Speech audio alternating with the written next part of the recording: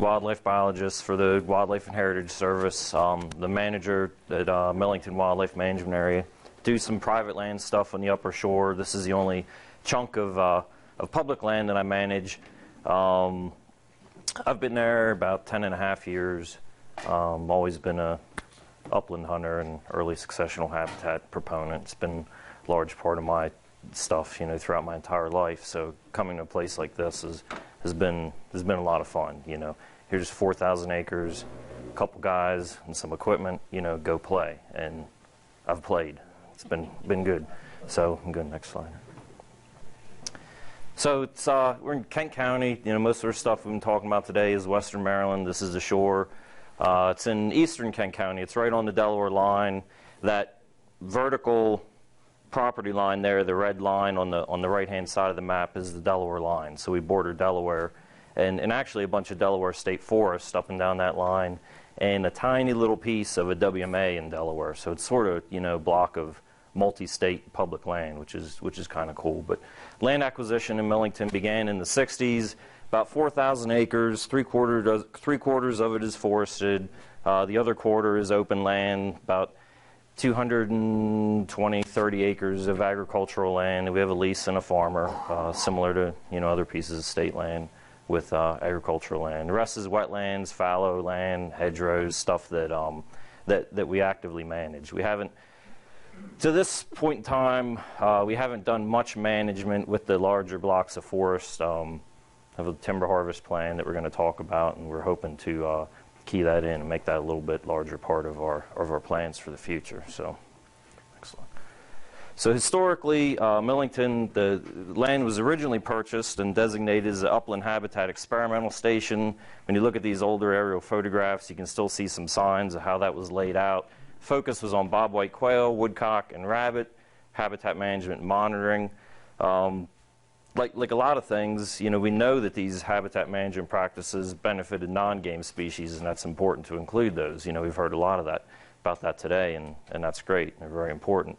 But we don't really have much research to support how non-game species fared, historically. And honestly, we're still not doing a great job with that. That's something that we can improve. We have some monitoring things that we sort of turn on and off with quail and woodcock, but not really much with the non-game species. Some herps, the heritage folks are doing some with herps, but not really the stuff that's using the young forest areas that we're working with. So, about the next slide. So recent management back in the 80s at Millington, I think I had as many as 6 or 7 people working there. So for 4,000 acres, that was a fair amount of manpower, 6 or 7 full-time employees, and it went down to 1 during the 90s.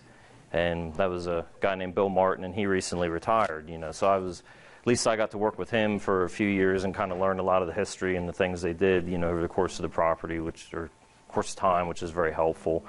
They did a lot of upland habitat management. They planted a lot of hedgerows as they acquired these farms from the state, and they did a lot of burning.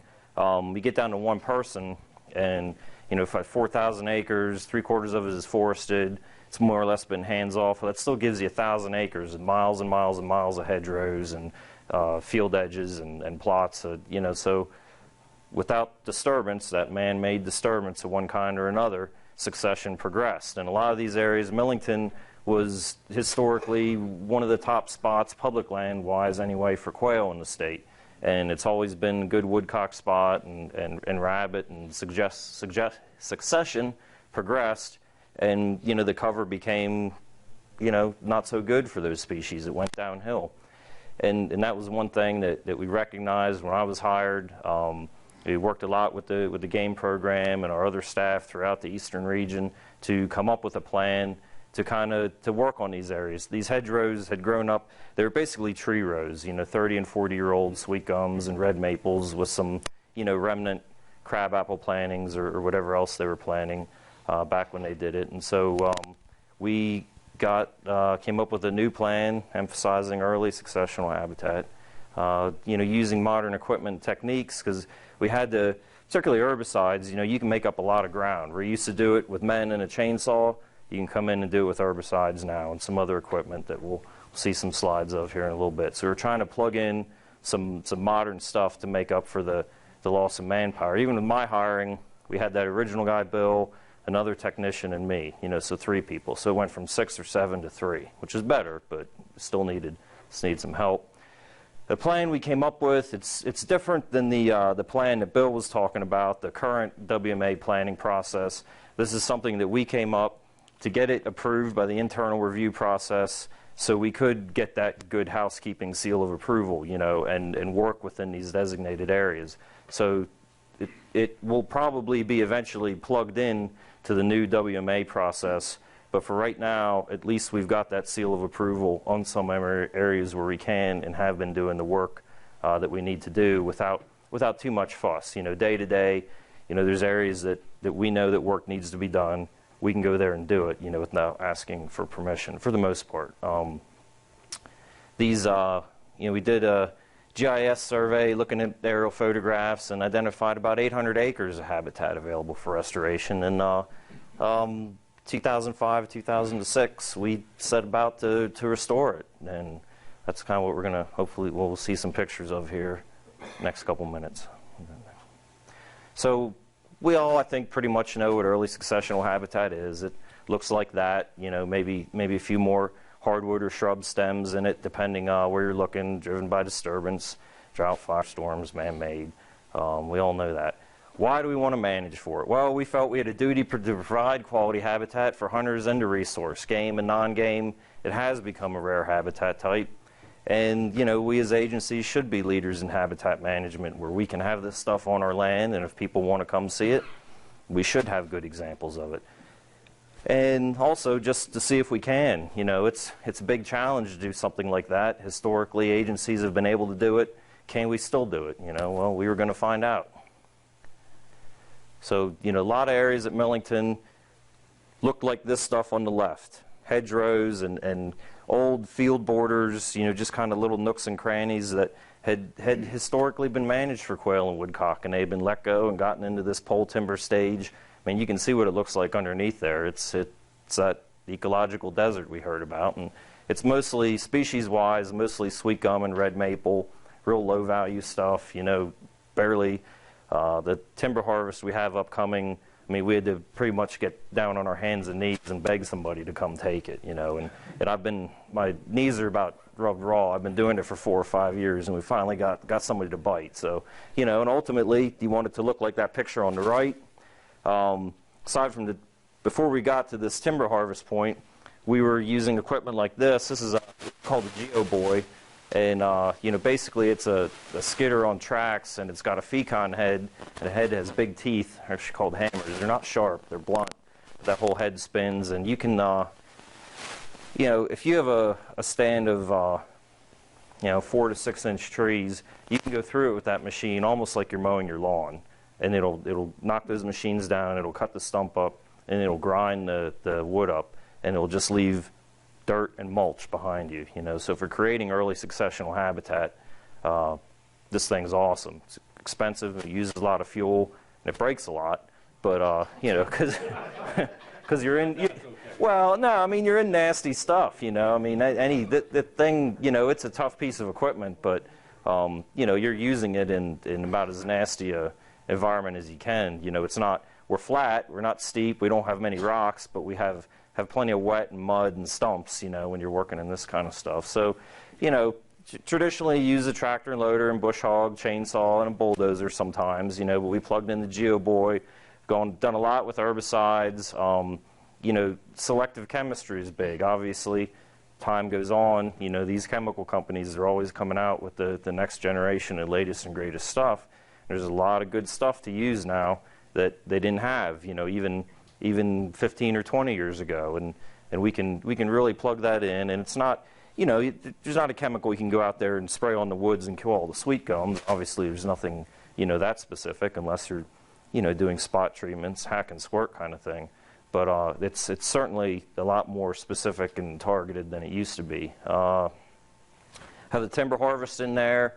Also shrub plantings, just as you've seen a lot of these other sites. If we have little odd corners, places that we can make it nicer with a shrub planting, that's what we're going to do. We have some of those planned for this upcoming year with a drummer fund project. So that's kind of plugged in over there in Millington too. So that's a GeoBoy at work. You can see some more of that pole timber. We've also, a few years ago, purchased a Bobcat with a Fecon head. Almost the exact same head as a GeoBoy, just fits on a Bobcat. You know, you're cutting a smaller width, but really it does about the same thing. So that looks like a mess, but it's exactly what we want. What's going to come back there? Early successional habitat. You're going to have, you know, another, you know, gum and red maples are going to come back, but it's that stem density and that structural cover that we're looking for. You know, it's not alders, it's not aspen, it's not kind of the traditional woodcock species, but the stem density is there, and we're just knocking it back from what you can see on the right, back to square one, and walk away from it, you know, for 15 or 20 years and come back and do the same thing. Can I say something in there, Josh? One of the things, like Josh said, he has a drummer fund in, and it's for some shrub plantings. When you know that, and a lot of our, no matter what state that I'm in within the Mid-Atlantic region, when you have that red maple doesn't provide a whole lot. So that's where John and I and other people have already talked about it today, is now we got to provide the gravy. We can provide cover with red maple, and red maple is really starting to be an issue, and it'll grow like a dog's hair, but we need that supplemental food resource in there, not just continually regenerating red maple out of these pole stands. Yep, that's a very good point. The other thing that we've used a bunch, I think we've done about 120 acres over, you know, the past 5 or 6 years, mostly in 5 or 6 acre plots with the big bird, and that's useful. A lot of places where the pole timber has gotten a little bit too big for something like the GeoBoy or the bulldozer, you can call the big bird in, and you see the tank on the bottom and his booms. You can see him spraying down there on the left. They can come in, do about 50 acres in an hour, and they charge usually. Forestry has a contract usually with an aerial herbicide applicator, and we sort of bum onto that contract, and it's generally between $90 and $100 an acre, at least it has been. So it's relatively cheap. It costs a lot more than $90 or $100 an acre to have a man in a bulldozer clear a site. So it's pretty effective. There are some. It's a different method. You know, you have that standing dead timber, and it takes, depending on the herbicide you use, some stuff like Arsenal, it seems to petrify the tree, and it stays there forever. The stuff doesn't ever want to fall down, at least on particularly maple, it seems to do that. And using a different herbicide like Garlon, you don't seem to have quite that same effect. So, you know, there's some ways to tweak it with that too. But to get a quick and dirty early successional habitat plot, spending relatively small amount of money, this thing is hard to beat. Also, old-fashioned saw work. You know, there's places where it's a little wet and you don't want to take equipment in. You know, we don't have a month of 10-degree temperatures, so we're not going to be able to get a skidder, you know, frozen across the wet areas. A lot of times in the summer it dries out enough, but you know, if we want to work this time of year, you know, it's a man in a chainsaw getting out there and doing it, and we do some of that too. So our goal is, within these kind of farm complexes that you can see embedded in the larger, you know, forested matrix, we want to try to get a patchwork quilt of habitat types by utilizing different techniques in adjacent plots, you know, across time. If you have a GeoBoy plot here and a plot that you've treated with herbicide here, the response to the vegetation is going to be different. It might be slightly different species. They're going to come back certain, you know, different rates and different stem densities. So if you can incorporate 4 or 5 different techniques kind of on the same general area, you can really get a lot of diversity and sort of spread out the effect that you want over time too. So it really, we're getting to that point in a lot of areas.